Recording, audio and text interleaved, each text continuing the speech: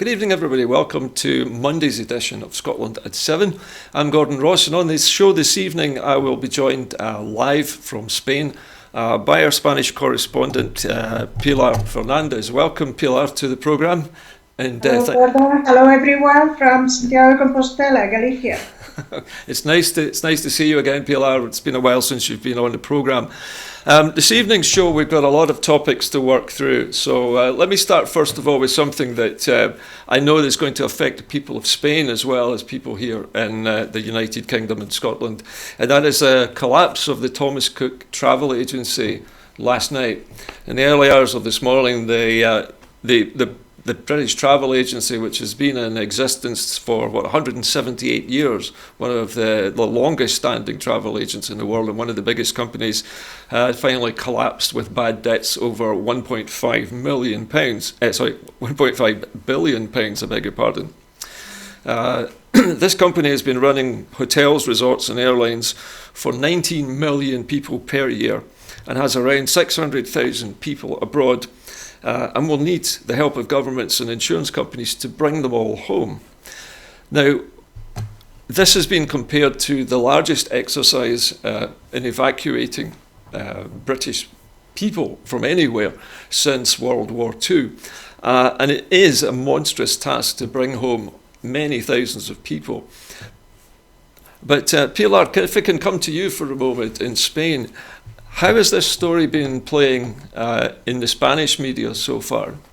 Well, it has been the main story in the Spanish public TV because of the mess caused. There's thousands of Britons on holidays right now. They don't know if they can go back soon to their homes, from their holidays. The representative of the Spanish government said that everything is under control. Hotels, staff of the airport, even staff from the company are working very, very hard to solve this situation.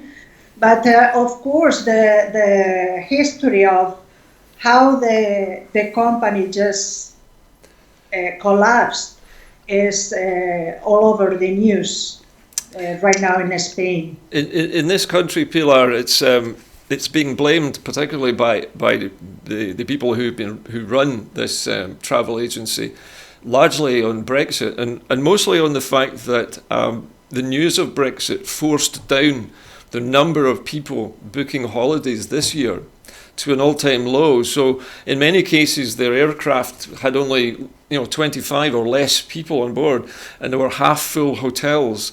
Not to mention the fact that the pound has now dropped in value so much that the company was having a hard time actually paying the hoteliers and the other various service providers who provide the holidays abroad.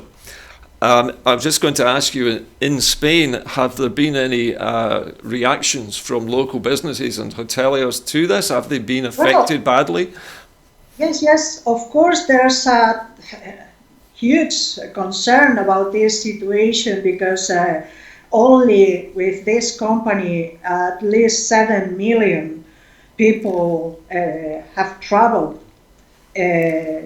from the United Kingdom to Spain, to different places, Mallorca, Canary Islands, also Andalusia. So there's a lot of concern because it's obviously part of the terrible panorama with Brexit.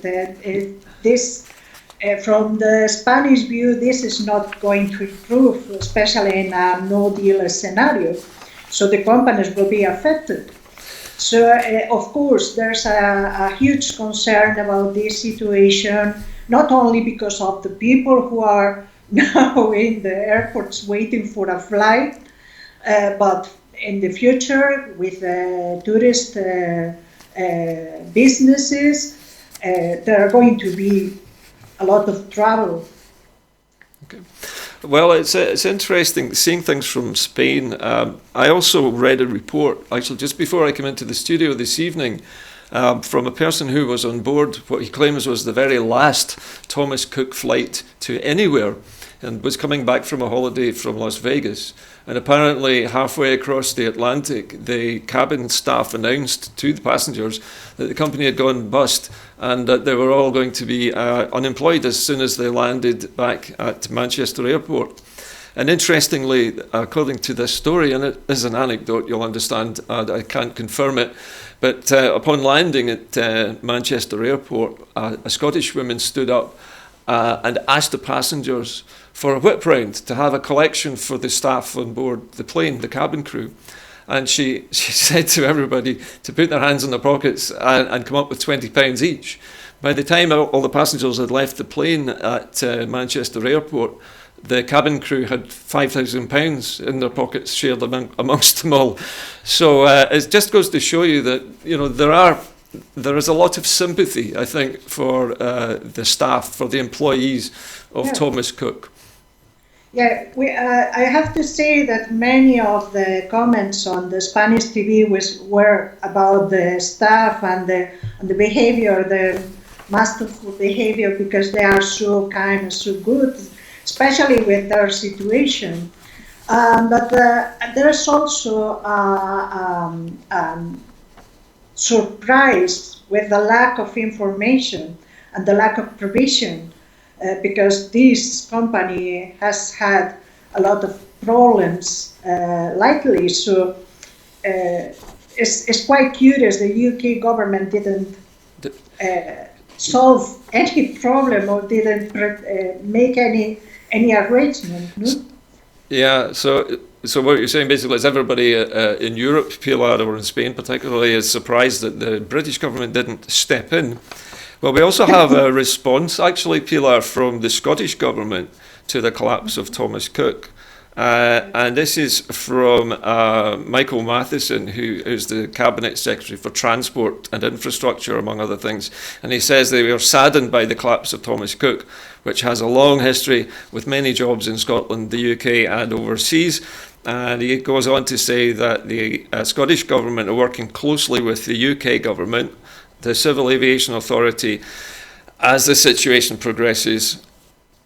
So there's a great deal happening everywhere at the moment, Pilar, and we even have briefly got a quick message from Thomas Cook themselves, and they have said, and I'll quote here, is that this will be a very difficult time for staff and customers alike, and the priority will be to make sure that people are not stranded, refunds are provided through the travel insurance scheme, and to make sure employees get the support they need during this period. Now we'll need to move on, I'm afraid, Pilar, but this next story also, this is the one that involves Spain directly, and I know that you are well aware of this, that the Spanish government is planning to remove the rights for British residents post-Brexit if the UK does not reciprocate. Now, can you tell us a little bit more, Pilar, about the background to this?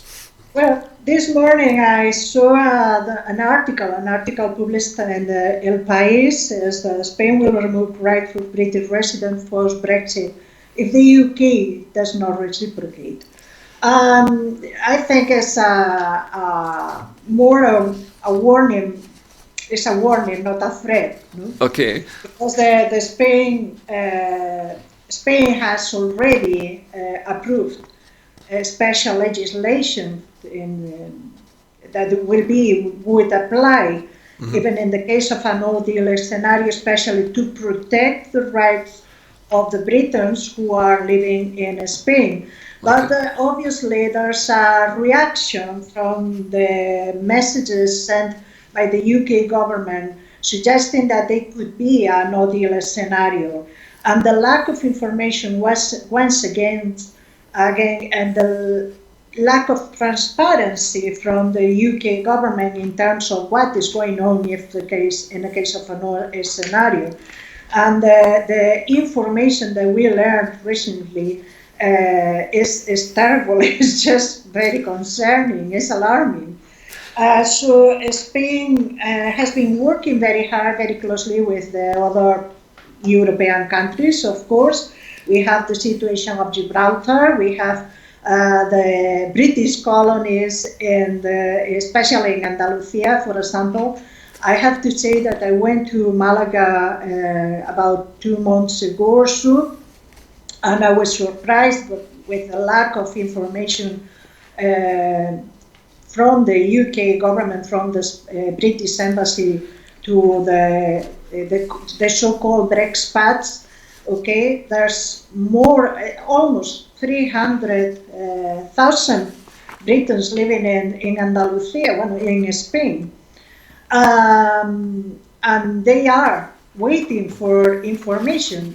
The former British ambassador Simon Myling was in Andalusia, was having meetings in Andalusia, but they didn't. Yeah. Give, So they didn't give many information. Much information about so what is going to happen now. yeah. So what I understand from this, Pilar, correct me if I'm wrong, is that the Spanish government is offering to protect the rights and the privileges of the British people who are currently living in Spain. Is that right? And they're waiting for the British government to come back with a similar guarantee. Is that correct? Am I reading this correctly? But they're not hearing anything back. Is that right? Exactly. There's a royal decree, there's legislation approved. He says the article in El País says from the start the royal decree includes that conditionally. Article 2 of the legislation stipulates that if within 2 months the British authorities do not grant reciprocal treatment to Spanish citizens accompanies the measures covered by the legal test will be suspended. So there's 2 months, 2 months time to receive same support or protection. Okay.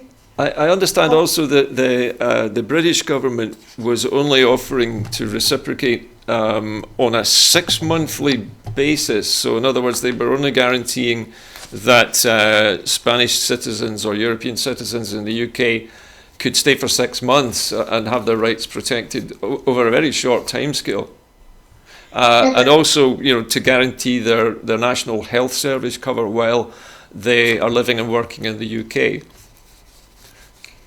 Yeah, the question is that there's not a lot of compromise from the UK government. There's a lot of contradictions, and with the 31st of October right there, we don't know what is going to happen.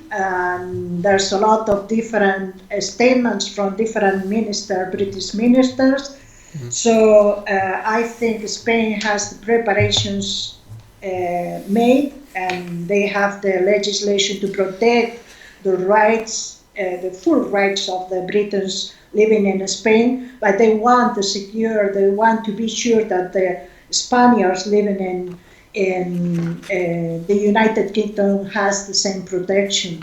So, and the information that we're receiving from the UK government and also from UK citizens living in the UK as they're having problems, they're having some kind of situation with the Home Office, and that gives us a lot of insecurity. So the Spanish government wants to be sure that the protection is on both sides. I understand, Pilar, also that you've had some issues personally with this same subject. Because of your particular situation, because I know that you visit Scotland a lot and you work here. You have and your husband is Scottish, so you must be in a terrible situation yourself, torn between the two countries. Yes, it's desperation. Sometimes it's desperation because yes, in my case, for example, I'm married to a Scot. Scotsman, as Douglas is my husband. He's been living here for more than 20 years now. He just passed his Spanish exam. We learned today about the result of this exam. because many of the Scots living here in Galicia and in Catalonia, for example, many of them are thinking about getting a Spanish passport or the Spanish nationality because they don't know. It's quite alarming that from the UK embassy there's nothing more silence. It's nothing but silence. There's not information. Many of us, we don't know what is going to happen. When I don't know if I'm going to need a visa to entry in Scotland. I know the Scottish government is very, very interested in protecting our rights, and they are very welcome with the EU citizens. But there's thousands of mixed couples of in the same position. So I'm one of them. But of course, I don't know what is going to happen. I don't know if my family from Scotland is going to be here because they probably are going to have problems with visas. Even the companies, the flight companies, airplane companies, they're going to be in a very complicated situation right now. If you see Iberia or British Airways, of course, yeah. We've also been seeing here, Pilar, a lot of people, Europeans who are married to Scots or who have set up, or from other parts of the world, but they're all finally being forced out of the country by this hostile environment that the UK government has created. And it just seems such a dreadful waste. It's tearing families apart. The good thing is we're talking a lot about that. And I know a lot of friends of mine who are living in England or in Northern Ireland, for example, and in Scotland.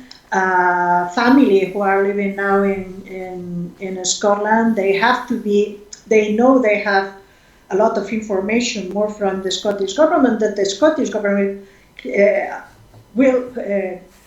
are not in a very good position to protect fully our rights. We don't have the powers in the Scottish government to help with. We have been asking repeatedly. The Scottish government has continually asked for and demanded to have the powers over immigration so that we can make separate arrangements here, because obviously we don't want to lose these Europeans. We really appreciate it. We really appreciate the Nicola Sturgeon statements once again. All the MPs who are supporting the EU citizens' rights and the march, etc., and the MSPs all the time in the Scottish Parliament are so kind, and we know they are very, very worried about our situation. But of course, the first people who has to be protected are the EU citizens living in Scotland, living and working in Scotland. But obviously, the people who are living between two countries are also in a very tough position. Okay, Pilar, I've just been handed a press release which is from the Scottish Government. It's a little bit of information which I think might make things a little bit less sad, but it's basically saying that Scotland welcomes twice as many refugees as the rest of the UK on average, and the Scottish that says the UK government should follow Scotland's compassionate lead. The Scottish Government has welcomed, according to this, under the scheme, 18,676 people fleeing from Syria who resettled in the UK. And Scotland's welcomed about 17% of those. So we're well above, because we're only 8% of the population of the UK, but we're taking 17% of the refugees. So I think we can say we are a pretty welcoming place. Anyway, I need to move the show on a little bit, Pilar. So we're going to leave the subject of immigration for a moment and return to the dreadful Brexit catastrophe one more time. And this is news that London is now saying that Ireland will be under huge pressure to compromise on the backstop. Now, this is the British government trying to spin the fact that they believe that Ireland has a lot to lose and is going to be under pressure to. And they're going around Europe, British diplomats, trying to say that the backstop needs to be undone, and it's going to make things very difficult for Ireland unless the backstop is removed. And according to this handout that I have in front of me, it says, this is one EU source has said that progress has gone into reverse in recent days over the backstop. Have you heard anything similar on your side of the feeling here? I have to say two things. The first thing is that many of the people, many of the news are saying that there's two certain things. One thing is the independence for Scotland. Scotland will be independent. It has to be independent to be part of the EU, and also the unity of the Ireland and Northern Ireland. There is going to be a referendum about the unity of Northern Ireland. So the question here is quite clear. The Spanish government is going to support and protect the official position of the European Union. The European Union are not going to give up on the Irish issue. They are going to protect the rights of the Irish people. And it's quite clear that the UK government, especially Boris Johnson and all the Brexiteers and the far-right Brexiteers, have nothing to do with that, because nothing is going to change about that. Exactly. There is more news as well here, Pilar, reaching us in the newsroom, and that is that the European Union's chief negotiator, Michel Barnier, has actually called Boris Johnson's backstop solution unacceptable.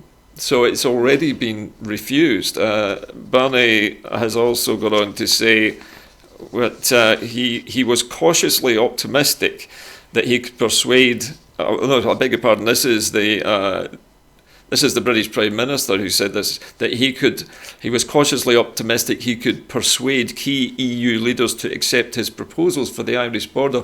This seems to be a British thing, where rather than addressing the European Union, he's going to individual countries and talking to each individual leader, sort of going over the top of the EU in an attempt to sort of split.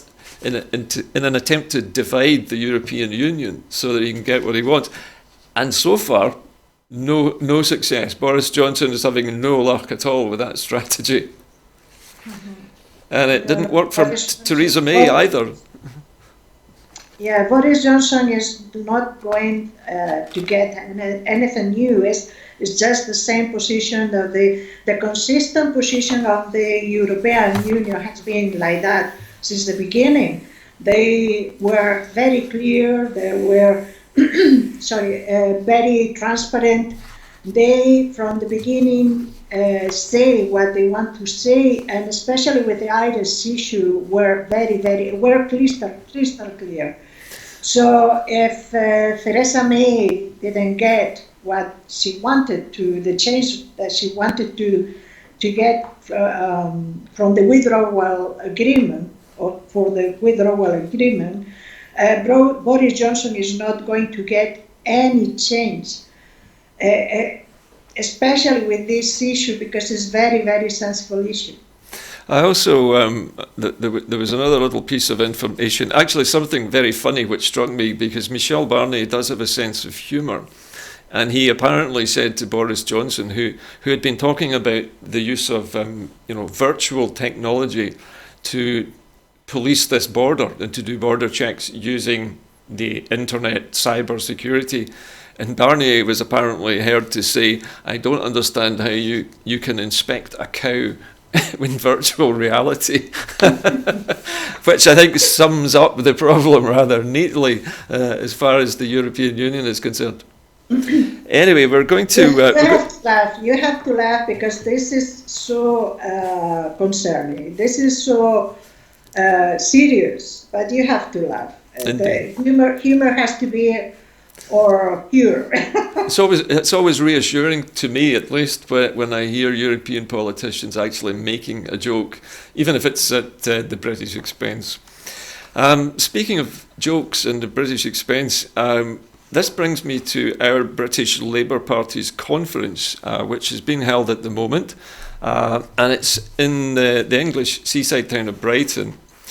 And this report I have in front of me at the moment is concerning Richard Leonard, who is the leader. I beg your pardon. Sorry, hang on one moment. I think we've lost a page. Oh, here it is. I beg your pardon. Sorry about that. So yes, Labour's votes in favour of Corbyn's Brexit stance. So members of Britain's Labour Party voted in favour of Jeremy Corbyn's Brexit stance on Monday, backing his bid to hold an election and then decide whether to campaign to remain in or to leave the European Union in a new referendum. In a show of hands, a traditional Labour method for voting at conference, Labour voted in favour of Mr Corbyn's stance, but the opposition leader will later face a showdown on another vote when members will say whether they also back a separate motion for the party to campaign to remain in the EU in that general election. So the Labour Party is renowned. The Labour Party is renowned for having splits during its party conferences, with many members taking opposite sides and arguing fairly vigorously. But also on the back of this, Pilar, sorry about this, I'm just trying to organise my paperwork now. So we have a Labour Party which is, or seems very unable to decide what to do about Brexit. And we have a leader of our Labour Party who originally was in favour of leaving the European Union, but he's now leaving a party which wants to stay in the EU, but sometimes doesn't. And it's split down the middle. It is almost like the Conservative Party, but with a different badge. How is this seen on the European, from the European standpoint? Well, we have a similar situation with the Partido Socialista, Socialist Party. So we're going to have now general elections on the 10th of November. Pedro Sanchez, which was our Corbyn, or particular Corbyn, has something like a similar behavior, a lot of contradictions. Here, Corbyn, we were expecting more from Corbyn. Corbyn has been a huge disappointment. All the reports I'm reading every day, they are very, very kind with the First Minister of Scotland, because her leadership is crystal clear. She is transparent. She says what she wants to say. She expresses clear, loud and clear the Scottish position. But Jeremy Corbyn, you don't know, and these kind of contradictions and these different parts of the Labour Party are so different, because they have a lot of Brexiteers, they have a lot of Remainers, so obviously it's very, very complicated to find an official position without the party splitting. So it's complicated. Here we think. So your own. There's no alternative. When politicians analyze, or when the news or the newspapers analyze the UK situation, the political situation, the current situation of the UK, Corbyn is not in a good position. There's a lot of criticism against Corbyn because his lack of transparency and his lack of definition. So again, I mean, even though we have an opposition leader in Jeremy Corbyn who's supposed to be a socialist, is supposed to be opposing what the Conservative Party has been doing, finds himself now in this exact same situation as the Conservative Party. He's unable to unite his party behind one single position on Brexit.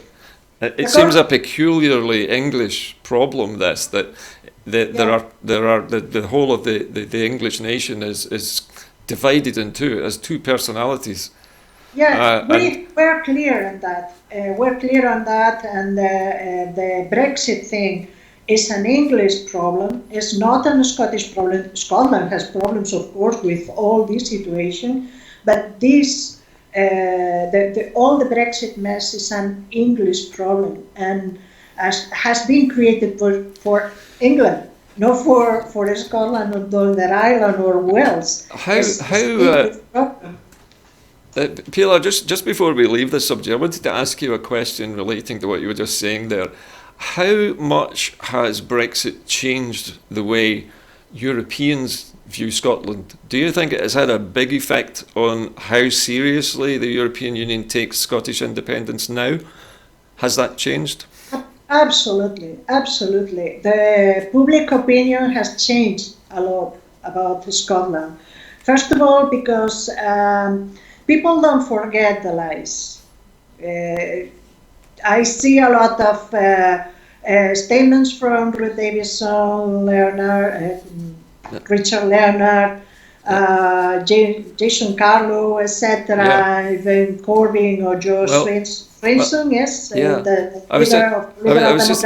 I was just going to mention, actually, now that you brought up the subject of Richard Leonard, an earlier story, which actually I was about to read the wrong one. But anyway, this story is about the Scottish Labour leader, Richard Leonard, and he has been speaking to the Labour conference today, but in Scotland he's been accused of shameless hypocrisy for attacking the broken British state whilst he's standing in the way of Scotland having the right to choose a different future. And Mr. Leonard's attack on the broken British state rings pretty hollow after he joined the Conservatives in claiming that Westminster should be able to block a Scottish independence referendum. So it seems that it's all right in the Labour Party to have a second referendum about Brexit, but it's not okay for Scotland to have a second referendum about independence. So the hypocrisy is very, very evident. Same hypocrisy applies to the Liberal Democrats. If you remember William Rennie supporting a second referendum on Brexit and denied the right to have a second referendum and independence. But I have to say, Gordon, there's two certainties in all this mess of Brexit. One of them is that Scotland will be very welcome in the European Union, and there's nothing to do with the 2014 situation. Spain is quite clear that it will support the decision of the other countries, so it will be a joint decision, and Scotland is in a very good position to be welcome and to be part of the European Union. And there's another certainty, and the certainty that the European Union is going to protect the rights of the Irish people, and they're going to protect the Good Friday Agreement, no matter what. I think that's very reassuring from our point of view, to know that the people of Ireland are going to receive that protection, because the people of Scotland are not being given the same kind of protection by the British government. We're basically being dragged down with this Brexit plan at the moment, and we seem to be unable to do anything to stop it. We are trying to stop it. Just let me say something, and you have to read between lines, and not only between lines. All the trips of the First Minister Nicola Sturgeon to Brussels and to European countries, all the reports from the Scottish case are very, very good for you. And I have no doubt that Scotland will be very welcome in the European Union, and the Scottish case is taken very seriously in Brussels. Well, we have a very strange situation. Just before I leave this subject, Pilar, that tomorrow, I believe, around about, I'm not sure of the time, I think it's 10:30 tomorrow, the United Kingdom Supreme Court is going to issue its judgment on whether Prime Minister Boris Johnson broke the law by shutting down Parliament until what was it, the 14th of October. And so tomorrow, a little bit of history might be made. If Boris Johnson is found to have acted unlawfully, then he will have to recall Parliament, and Parliament will have to sit, and there will be the chance for other politicians from the opposition to stop Boris Johnson in his tracks from taking us out with no deal. You will be able actually to see highlights of what happens tomorrow live on Broadcasting Scotland tomorrow. We will be discussing it afterwards as well in the show after that. Now, just while we're on the subject of Mr. Johnson, Pilar, there's another piece of potential scandal has broken recently. It's been revealed that Boris Johnson was connected to a young woman an American woman who seems to have been a business entrepreneur and a close personal friend of the Prime Minister, and he has been accused of abusing his position to award this woman public funds to help her business to start up and to expand. And it's not a small amount of money either. Initially, there were just several tens of thousands of pounds involved, but this quickly escalated to over £100,000. And Mr. Johnson has also been observed coming and going from this young woman's flat. Now, the story is still unfolding. According to the Sunday Times, a company run by this woman, whose name is Arcuri, had received access to money to assist her business, as well as places on trade trips with the Prime Minister, at times following the intervention of the mayoral officials. Now, this was at the time when Boris Johnson was still the Mayor of London, and he was using his position back then to help this friend of his to get money for a business. And then now after that, he's also been accused of, it's been alleged that he has been having a relationship with this woman and that he has misused over £100,000 of government money in cyber skills granted, intended to assist UK companies. So this looks like another one of Boris Johnson's seemingly endless supply of young women that he seems to have had relationships with, or has in some way assisted in their careers. I'm not certain whether this story has reached you yet in Spain. Pilar, have you heard anything about this yet? Is this the first you've heard of this? Yes, well, there's a lot of parallelism between Donald Trump and Boris Johnson, isn't it? You think so? You think there's some... Yes. Well, I laugh because I think that many of these news are very, it's a kind of a comic situation. Forgive me if I offend someone with my position, but obviously there's a problem with dark money, okay, and corruption, political corruption, and this very serious indeed. The question with Boris Johnson is, since he was the Prime Minister, there have been a lot of news about Boris Johnson, and a lot of scandals and a lot of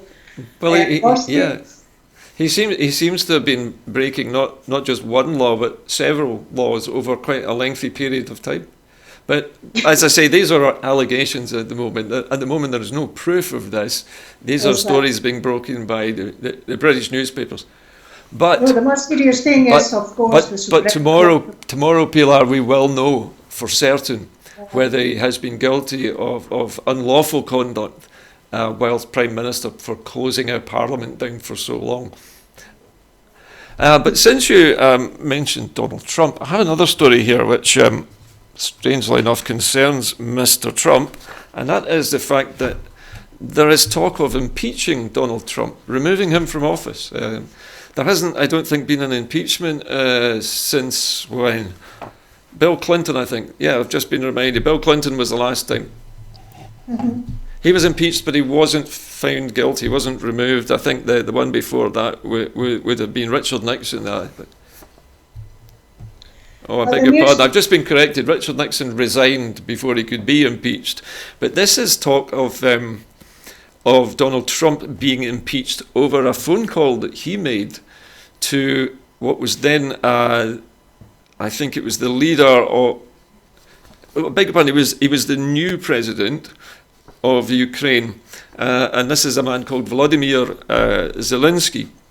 And he was supposedly phoning up to congratulate Vladimir, but it has been alleged that Trump had also raised Joe Biden, one of his rivals, and Joe Biden's son, for some reason, with the president. It seems that the allegation against Mr. Trump is that he was abusing this presidential phone call to try and find some dirt on one of his opponents, who might or might not have been involved in some ill dealings of some kind. Now, the details of this telephone call are subject to an intelligence community whistleblower complaint about the president's behaviour. So somebody in the American intelligence community has actually come forward and broken this story. At the moment, it's a little bit vague, so we may return to this. We'll come back to this story later this week when we know something for sure about. Pilar, what do you think? I mean, have you ever known so many leaders to be accused of so many different things? It seems to be common. Yes, but you know, my impression, my view on this issue, on all these scandals and all these investigations, is that Donald Trump is, you know, he doesn't care. He is just prepared to support that and to resist that, and it doesn't matter if they try once and again to put some pressure on him. Oh. And my view, and the view here, if you have a look at the analysis and the political analysis, that Donald Trump is going to repeat is going to win again. So of course it's concerning all these things and how the shadows are moving in a way and another. And for me, the most important thing is that the political panorama is very corrupted. Yeah. I think probably we can all agree that there is. And that's the reason of why many people just are giving up from politics. Yeah, it's putting people off voting, isn't it? As somebody once said, don't vote, you just encourage them. It's terrible. It's terrible because we have to be responsible and be aware that our vote is important. Well, with all these shows, because it's a TV show. Well, at least here in Scotland, Pilar, things are a little bit different, and our leadership is not nearly as corrupt as that. And in fact, there are some good news stories this week coming from the Scottish Government. And the first one of these is that £30 million has been made available for low-carbon projects. And this is part of the energy infrastructure development for Scotland. And this is money being made available by the Scottish Government. Scotland's Energy Minister, Paul Wheelhouse, has said that it's estimated that Scotland's homes are responsible for the emission of 6 million tonnes of harmful carbon dioxide each year, 15% of our annual emissions. Very good, indeed.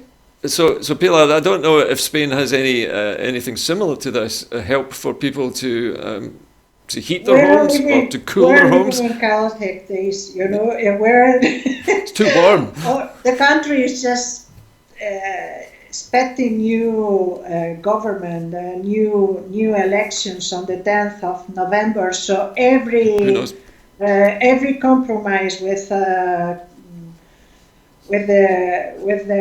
environment and with all this.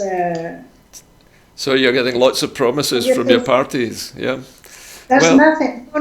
Everything is stopped. Well, I'm just going to move on to the next story. This is another Scottish Government policy which has been announced today, and this is actually a little bit more serious. This is support for survivors of abuse, and it's a new £10 million fund and this aims to help organisations to improve access to services that can reduce the impact of inequalities and disadvantage experienced as a result of childhood abuse.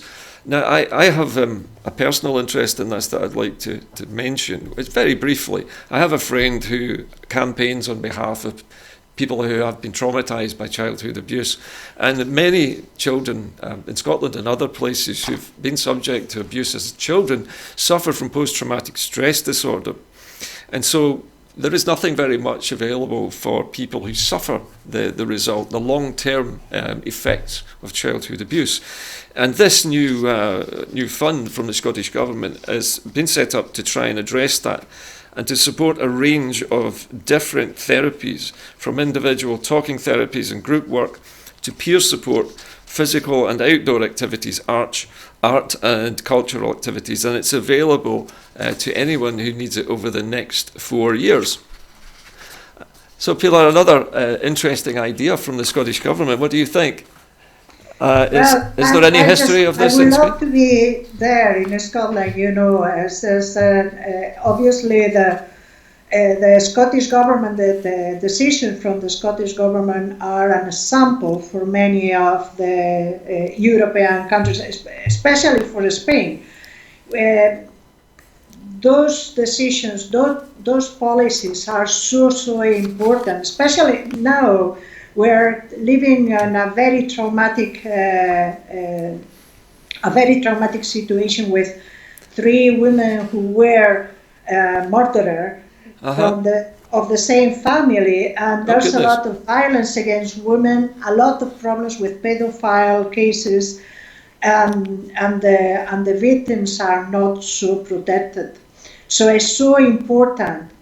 These kind of policies to protect the victims and to protect the citizens in general is a social policy. Is very important.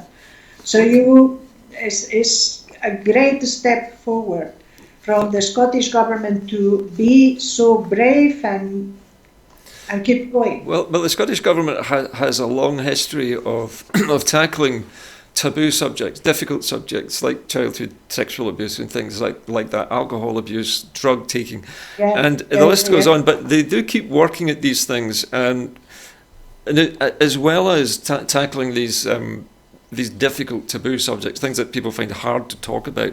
They're also working on other aspects of life in Scotland. One that has just come out actually in another press release today is that the Scottish Government is looking at the effect of Brexit on students and how they are able to move around in Europe and to study in Europe. And the education ministers in Scotland are going to discuss these Brexit issues with 5 weeks to go until we leave the EU. So the Scottish Government is seeking further details on a successor for the Erasmus student exchange in the event of a no deal. Pilar, how do you feel about this subject? Is there scope here, do you think, to develop a new form, a new kind of Erasmus arrangement? Well, I don't know. I hope the Scottish Government will find a way to protect all these arrangements and all these rights, because there are rights of the EU citizens, of the students, the future of the countries.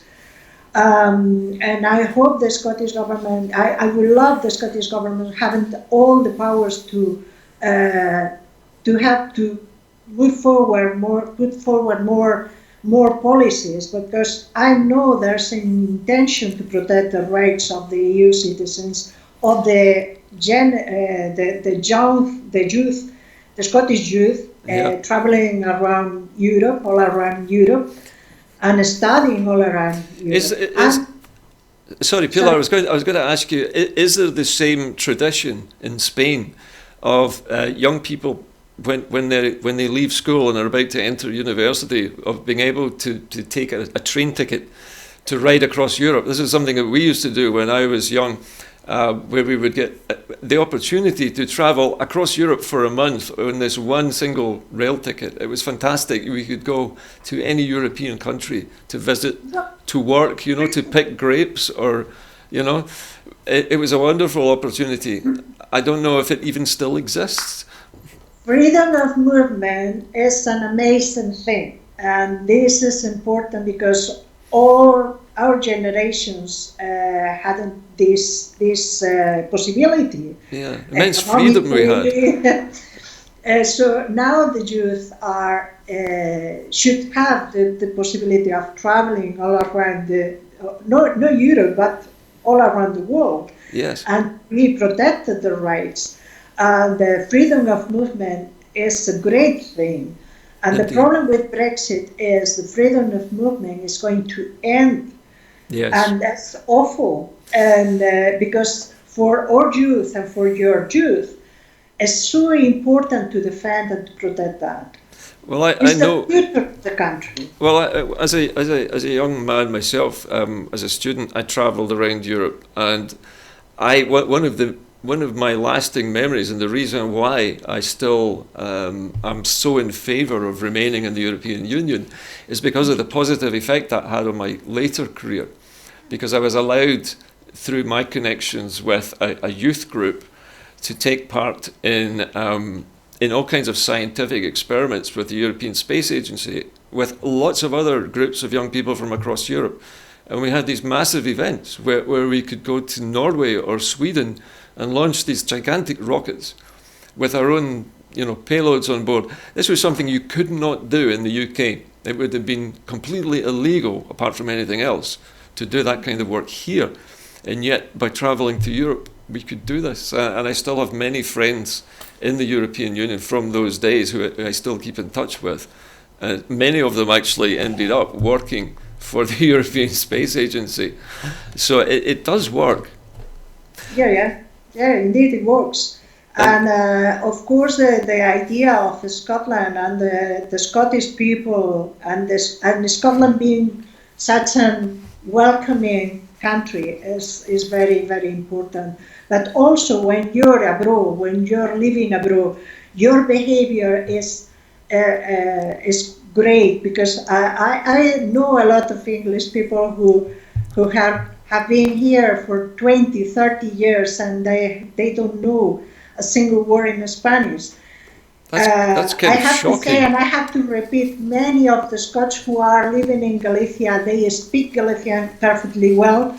Yeah. Many of the Scots who are living in Catalonia, they speak Catalan perfectly well. I mean, Very, I don't understand why anybody would not want to learn the local language, Pilar. If I had the opportunity to learn Catalan or Spanish and live there, I would take it with both hands. It seems bizarre no, to but me. you're special. You're the interaction between Scots and Spaniards, Galician, Yeah. Catalans, French is absolutely different. Yeah. You have a disposition to learn, and that's very, very important. Well, listen, talking about the connections between European countries leads me to our final story this evening. And this is about something called the European Gateway to the Arctic. Now, Scotland has the expertise and the vision to serve as a link between the Arctic region and the wider world, with opportunities to help tackle issues such as sustainable tourism, renewable energy and climate change, according to Scotland's External Affairs Secretary. He's launching Scotland's first Arctic policy framework in Orkney. And this is Fiona Hislop, and she has highlighted past collaboration and joint exploration, whilst looking ahead at how Scottish expertise in Arctic issues can lead to further work with other partners. Now, the partners involved in this, Pilar, I believe, are mostly the Scandinavian nations, but also Iceland, the Faroe Islands, Greenland. There are so many, but all of these countries have some closeness to the Arctic Circle, and they have shared experiences. Now, what's being proposed here, I understand, is a thing called the Northern Periphery and Arctic Programme. This is a 2014 to 2020 programme by all of these states, including, as I said, the Faroe Islands, Iceland, Greenland, Norway, Ireland, Northern Ireland, interestingly, both Irelands, the United Kingdom, Sweden, and Finland. So I mean, there's a huge number of countries involved in this. Yeah, very important. Has Galicia got any interest in the Arctic in any way? Maybe perhaps in fishing or in other. Well, there's a lot of interest, of course, in fisheries. Yeah. Yes, there is a lot of. I mean, Spanish boats do go a long way into the North Atlantic, don't they? And all of that, but I don't think I've learned something from the Galician government about a compromise with climate change. Uh-huh. And I don't know if they are connected to this kind of organization, which is, by the way, very important. I remember a conference. I remember the First Minister of Scotland was giving a chat or a conference 2 years ago or so, maybe. Yeah. And that was very, very interesting. But once again, Scotland goes ahead, and it's exemplary. It's just fantastic. I often we have a lot of work to do. We have a lot to learn, because we are. Once again, we are just with governments who are not aware at all that what kind of problems we have and the future generations will have. Yeah. Now we're talking about the plastic problem and how we have to clean the sea and have to look after the environment. We're having a lot of problems with fires, for example, and of course there's a lot of studies. This of course ties in with the International Climate Change Conference, which is happening at the moment in New York, I believe. And at that, I read today that the New Zealand Prime Minister, whose name escapes me for the moment, but a wonderful woman, she was announcing enormous changes in New Zealand's entire way of working, changing the way they farm, changing the way they travel, and becoming carbon neutral as early as possible. So there are countries making big decisions to do these things. Scotland is one of those countries. We like to. I often think Scotland just sometimes, because it's so small, it just feels it doesn't have to play by the same rules as everybody else, and we can just go for things that other people wouldn't do. What do you think? Are we really that bold? Yeah, you can imagine how important will be Scotland in being an independent country. That would be great. Well, Pilar, I think that would be a wonderful set of words to finish the show with this evening. Listen, we're just coming to the end of our time tonight, Pilar, but thank you very much for joining us on Scotland at 7. We wish you well with your own general election in November. And we look forward to seeing you very soon in Edinburgh, I believe, on the 5th. Yes, of course. And you will be marching with the independent supporters. Yes, and all under one banner march on the 5th of October. We'll be there with open mic to listen to all of you, and trying to feel the energy of Scotland, which is so beautiful, so amazing. Well, so thank you very much for having me. Okay, Pilar, thank you as well. We are. Sorry, Pilar, I've lost you there for a moment. What were you going to say? See you in Scotland. Yes, on the 5th. Well, listen, Pilar, thank you very much this evening for agreeing to be our guest by Skype. We look forward to seeing you in Scotland on the 5th. Okay. Well, that's about it for this evening's programme. As you know, producing programmes is expensive, but to allow us to continue to make programmes for you and to pay the bills to run our studio, we always need more people to sign up as Broadcasting Scotland supporters. Now, your £5 a month will help us to continue. So please sign up on our website. The details are on your screen now, www.broadcastingscotland.scot/register. That's about it from Monday's edition of Scotland at 7. So from me and from the team here at Broadcasting Scotland, a very good night to you.